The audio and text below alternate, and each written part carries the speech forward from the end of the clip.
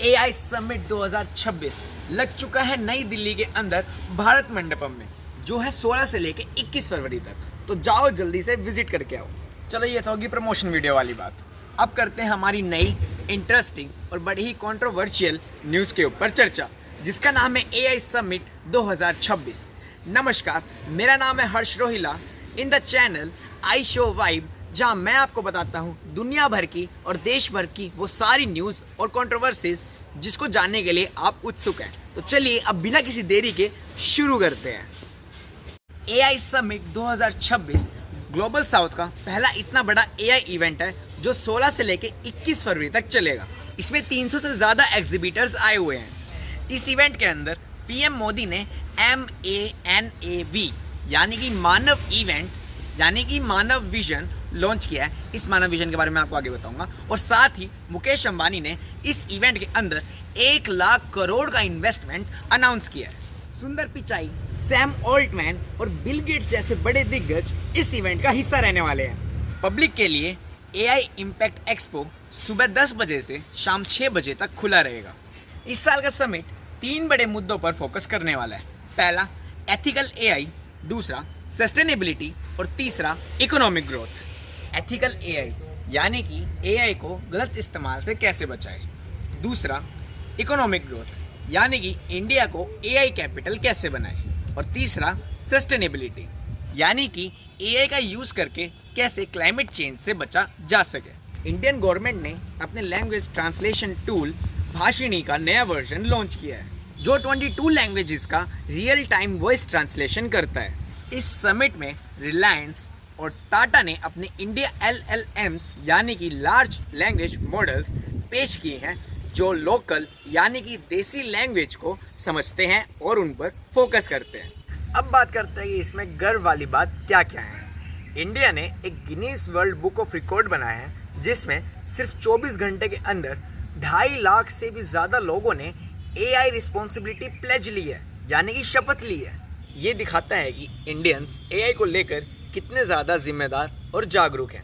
ये पहली बार है कि इतना बड़ा ग्लोबल एआई समिट किसी ग्लोबल साउथ देश में हो रहा है। पीएम मोदी ने ये साफ साफ कहा है कि अब इंडिया एआई का सिर्फ कंज्यूमर ही नहीं बल्कि पूरी दुनिया को एआई से रास्ता दिखाने वाला लीडर बन चुका है।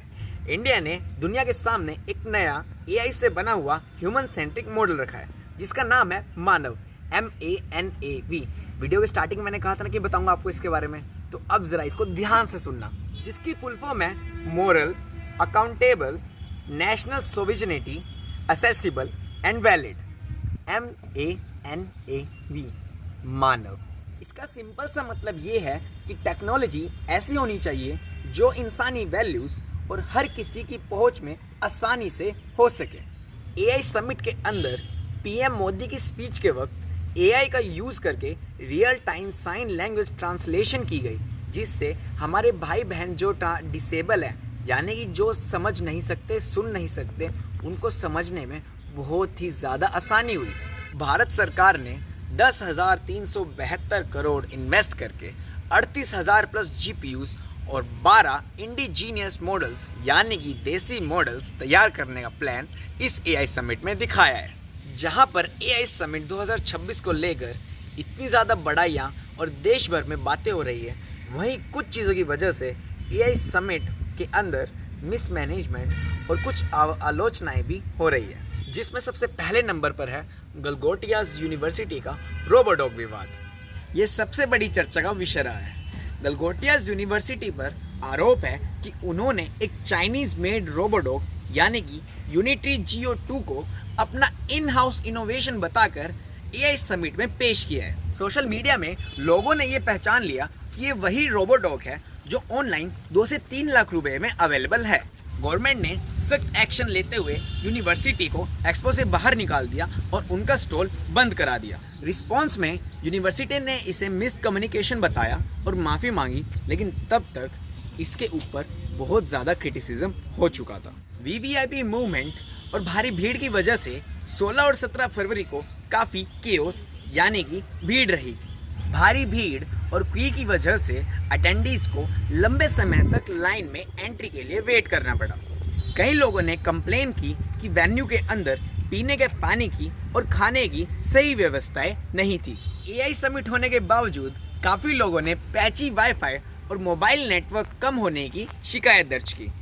एक startup founder Dhananjay Yadav, CEO of Neosapien, ये कंप्लेन फाइल की कि पीएम मोदी के विजिट के दौरान सिक्योरिटी सैनिटाइजेशन की वजह से उनके स्टॉल से हाईटेक डिवाइसेस चोरी हो गए, जो कि बाद में पुलिस ने इस मामले में 2 मेंटेनेंस वर्कर्स को गिरफ्तार भी किया।